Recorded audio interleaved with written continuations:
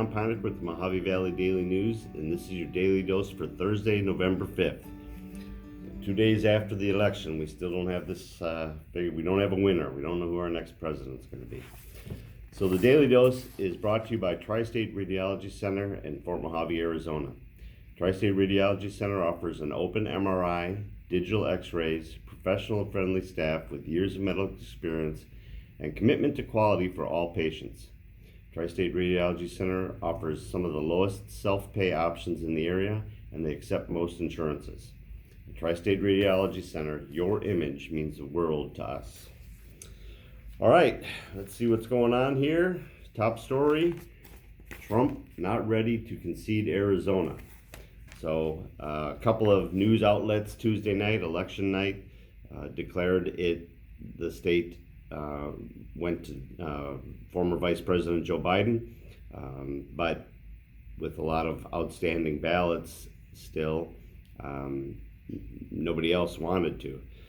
So it's been closing. I think as of this morning, it was about 70,000, 69,000 that Biden was still up. The issue is that there's about 400,000 votes still, and the president believes that he can garner enough of those to make the win. It's a very important state. It's one of the biggest ones left, so that's a lot of electoral votes there for him. Martha McSally also is not ready to concede that she lost to Mark Kelly, although Mr. Kelly is up almost 132,000 votes over McSally, so that looks pretty unlikely, but still possible. We'll see. All the votes, or the balance of the votes, we have some in Mojave County as well, but the biggest chunk is in Maricopa County, where it's been decidedly pro-Biden down there. So we'll see what happens, but it's not over yet. And there's a bunch of states still that they're still working on. Pennsylvania's still in play. They're still counting ballots there. They're one of the few states that allow you to still turn your ballot in after election day, or receive it after election day. It still has to be postmarked by election day.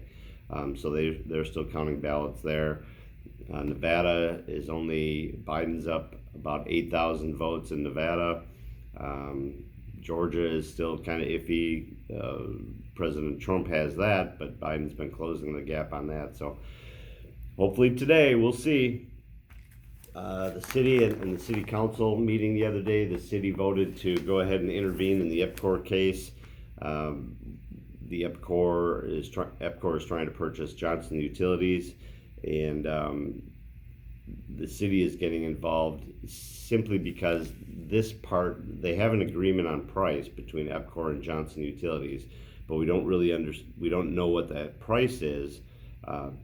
But the city is really getting involved because they want to see how they put together their maintenance pricing on that. So that's going to be part of the city's case for condemnation and how they go about doing that. There's been a lot of EPCOR saying that they're going to do this, but when you really dig into it, that's not how it's going. So it's a nice picture of Sheila Schutz and Tammy Ring. Their meeting on Tuesday was their last one. We have a new board that's going to be seated next month, a new city council that'll be seated. So that was a nice send-off for those two. There's a COVID story here. I know how much you guys like that, so I'll just skip over that. More election news here. Here they're declaring Michigan and Wisconsin both going to former Vice President Biden. Those were part of that blue belt that Biden really needed to have in order to become president, and he got those two.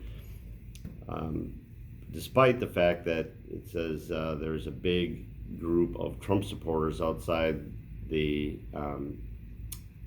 where they were counting the ballots in Michigan, demanding that they stop the count. Another corona story, they're just talking about how U.S. cases have surged 45% over the past couple of weeks. So not good news. Bullhead City man pleads guilty to fraud. This is a man that was charged. David Lee Collins was charged with swindling a woman out of her gold rings. So he's been charged in that. Right underneath that, Kingman man accused of sex offense with teen. So this is a 40-year-old man, David Cruz, from Kingman, had a year-long, long-distance relationship with a 16-year-old girl in Arkansas, requesting nude photos and videos and making phone calls and all that kind of stuff. So police have seized his digital electronic devices and are digging into that, and apparently they found all they needed to charge him. So he's been charged with exploitation of a minor and 4 counts of attempted sexual exploitation of a minor. In sports, see down here on the bottom, we have the Findlay Student Athlete of the Week. This is Madeline McDonald. Madeline is a varsity swimmer over at Mojave High School. In fact, if you go to our YouTube page right now, you'll see an interview and the presentation of the Student Athlete of the Week. She's also a 4.0 student over there. You'll hear about her goals, what she's planning on doing once she graduates. Madeline set 2 school records at a swim meet last week in the 100-meter and 200-meter freestyle events. So congratulations, Madeline. We also have 2 previews, one on the Mojave High School boys basketball team and also on the River Valley boys basketball team. So there's a new coach, Sean Holly. He's taken over for Jonathan Clark, who coaches football. He's going to be coaching basketball. And then up here you got Kyle Morse sitting there running through things with the boys. So they're getting ready to do their thing. Friday's game for River Valley football is going to be at River Valley, not at the field house. But it's closed to the public. They're doing social distancing things down there, so it's closed to the public, but it will be going on. We'll have reporters out there covering the game for the 4-1 Dust Devils. Weather-wise, another nice day today. Again, in the low 90s. Phoenix actually is possibly today setting a record for the hottest November day in history. The previous high was 93. They're calling for it to be 97 down there. We're figuring somewhere in the mid-90s here in Bullhead. Tomorrow it's supposed to also be warm, a little breezy, but Saturday it's going to drop down into they're calling for it to have a high of only 70, so we'll see what happens. All right, this is the Daily Dose for Thursday, November 5th. The Tri-State Radiology Center offers same or next day appointments, and they accept most insurances, including Medi-Cal. They have a wide open MRI and offer digital x-rays with your reports ready in 24 hours. So call them today for an appointment at 928-460-7226. Reminder, we have the Daily Dose and Valley Voices are now available to stream on the Anchor app, Spotify, Apple Podcasts, and Google Podcasts, and more. All those streaming devices, their links are in the description below, so please check it out. That's it for today.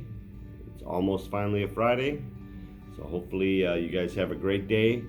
Hopefully we know who our president's going to be by the end of the day, and we'll report on it tomorrow when I see you here.